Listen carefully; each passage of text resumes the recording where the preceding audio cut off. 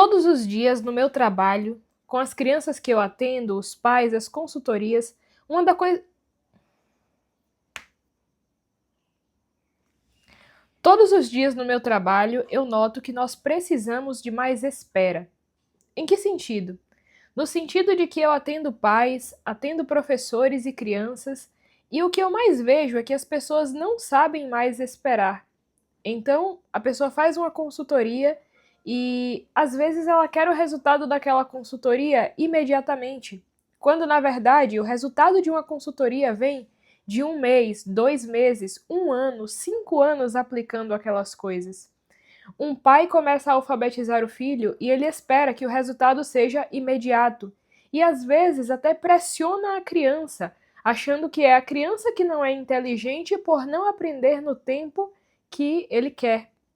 E isso daqui é necessário a gente refletir, porque se nós não tivermos paciência, nós não vamos construir nada de bom, nós não vamos construir nada de útil, porque tudo o que é bom, tudo o que é útil é construído com o tempo, e nós estamos perdendo a paciência de esperar.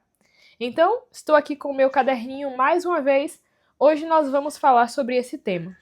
Só uma coisa interessante que eu gostaria de dizer no início desse vídeo, que é o seguinte: muitas coisas que eu trago aqui é o que eu estou tentando fazer na minha vida e é o que eu reflito para a minha vida se tornar melhor. No entanto, o que eu falo aqui são coisas que eu luto todos os dias para aplicar. Então, eu não quero que você que está assistindo a esse vídeo me olhe como uma pessoa que já tem tudo isso. Porque tudo isso é uma construção.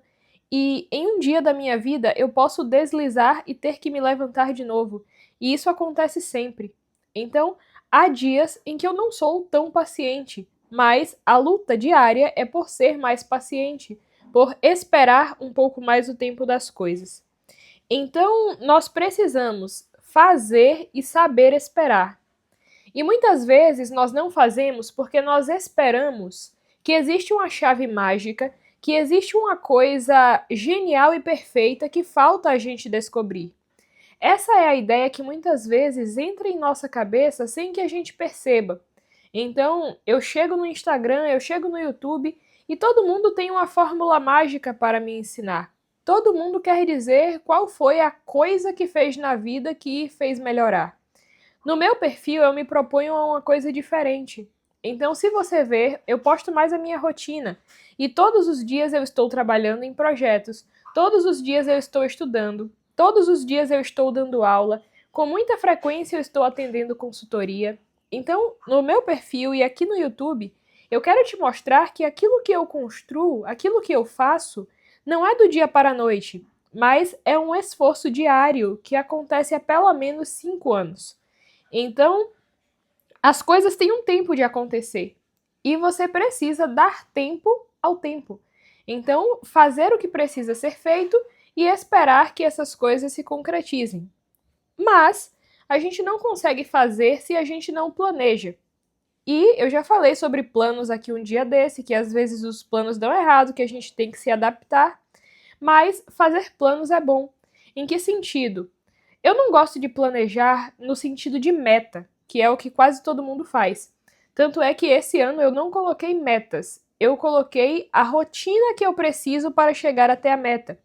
E isso muda a nossa mentalidade, porque você enxerga lá na frente, você sabe o que você quer fazer, mas ao invés de somente ter esse ponto no futuro que você nem enxerga direito, você vê o passo a passo até chegar lá.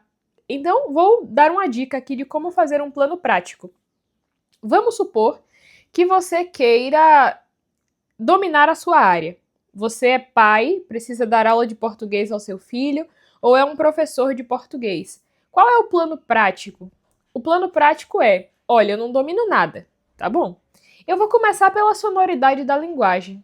Esse ano eu vou estudar a sonoridade da linguagem. Pronto, colocou uma meta. Agora você vai olhar um pouco mais atrás e vai pensar assim: o que eu preciso para estudar a sonoridade da linguagem? Eu preciso ler poesia e eu preciso entender escansão silábica, versificação, tudo aquilo que diz respeito à sonoridade da linguagem. Com quais materiais eu posso fazer isso? Eu posso fazer com o Tratado de Versificação do Olavo Bilac e um livro de poesia, por exemplo, Os Lusíadas. Peguei essas duas coisas, agora eu vou separar um horário. Então, todos os dias eu vou estudar poesia e sonoridade da linguagem às 18 horas no meu quarto. Eu vou estudar às 18h30 em tal lugar e marcar esse compromisso com você. Pensa assim, é o que eu falo sempre com os meus clientes. Quando você marca uma consultoria comigo, você marcou um compromisso. E você aparece, porque você marcou o compromisso. Quando você marca uma aula para o seu filho, você comparece a esse compromisso, porque você marcou. Então, aprenda a marcar compromissos com você. Eu não vou estar lá lhe cobrando. Ninguém vai estar. E você precisa assumir esse compromisso. Então, às 18 horas eu vou sentar e vou estudar. Como eu já falei, pode ter um dia em que acontece um imprevisto, pode ter um dia em que não dá tempo, um dia em que você está doente, tantas coisas acontecem. Mas o importante é que você não deixe um dia de falha estragar o plano inteiro. Então você falhou um dia, volte no dia seguinte. Não conseguiu ler em um dia, leia no dia seguinte. Não conseguiu fazer determinada coisa, faça no dia seguinte. Ou faça em outro horário que você puder fazer. Mas não deixe de fazer e não jogue tudo para cima por causa de um erro. E o segundo ponto, e também é o último, é que você precisa seguir. E seguir apesar das dúvidas, apesar dos problemas. Os planos que nós fazemos, eles vão ter falhas, vão ter dúvidas. E como eu falei com você no vídeo passado ou retrasado, você precisa olhar para o que está dando errado e corrigir. Eu noto que existem pessoas que estão ali fazendo uma coisa. Vou usar o exemplo do estudo. Ela está ali estudando sonoridade. Daí ela chega em uma parte do poema que ela não entendeu e ela se desespera. Ela começa a achar que ela é muito burra, que ela não está entendendo, que ela não compreende nada e ela abandona o livro, abandona o estudo porque ela não conseguiu fazer aquela parte. Quando você se deparar com uma dificuldade, com um problema, você tem dois caminhos. Ou você vai sentar ali e você vai ficar ali até você entender, fazer que nem um professor que ele diz assim, não é possível que alguém tenha escrito isso e eu não seja capaz de compreender.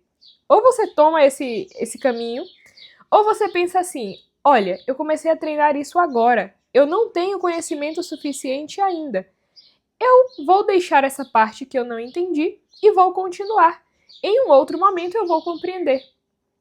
E eu falo isso porque quando eu comecei a ler os clássicos, eu tinha bastante dificuldade. Em que sentido?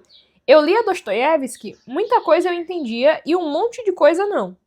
Hoje em dia, o que eu entendo está crescendo e aquilo que eu não entendo tem diminuído. Mas isso é com o tempo. Um dia desses, eu li A Morte de Ivan Ilitch e foi uma das leituras mais gostosas que eu fiz. Mas por quê? Porque eu já li esse mesmo livro umas 3 ou 4 vezes, me habituando a ele, agora estando bem melhor no domínio da linguagem, e esse é o meu propósito todos os dias, ser melhor naquilo que eu ensino e entender melhor aquilo que eu leio. Então, isso é um processo de 5 anos. A minha leitura, há uns anos atrás, era uma. Hoje em dia é outra. Então, às vezes, eu pego um autor complicado e até aquele autor complicado eu consigo entender. Mas isso foi uma construção.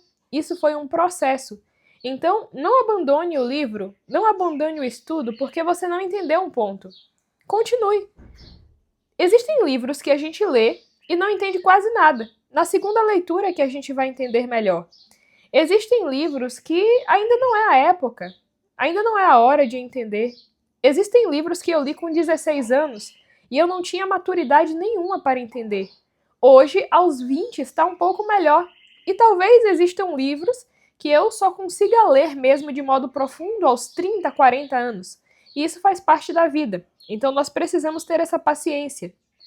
Por isso eu te peço, se mantenha firme aos seus propósitos, apesar das dúvidas, apesar dos problemas.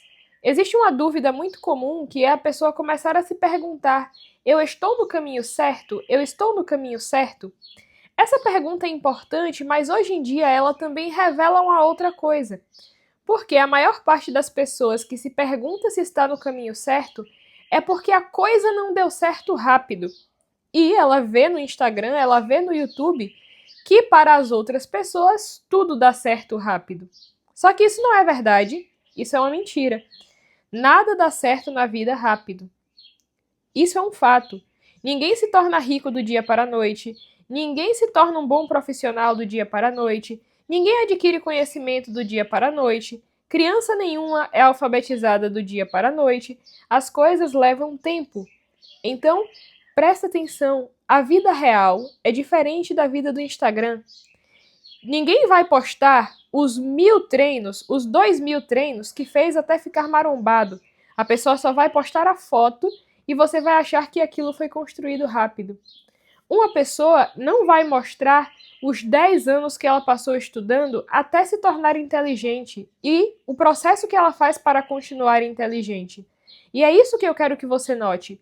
Todas as pessoas, em qualquer lugar do mundo, elas estão construindo as coisas. E construir depende da paciência, depende da perseverança. Eu espero que esse conteúdo te ajude na tua educação, na educação do teu filho, que você se torne alguém melhor, um professor melhor ou qualquer coisa que você seja. Eu espero que você tenha gostado desse vídeo, espero encontrar você por aí, perseverando nos seus projetos e fazendo aquilo que você precisa fazer. Um forte abraço para você e até a próxima!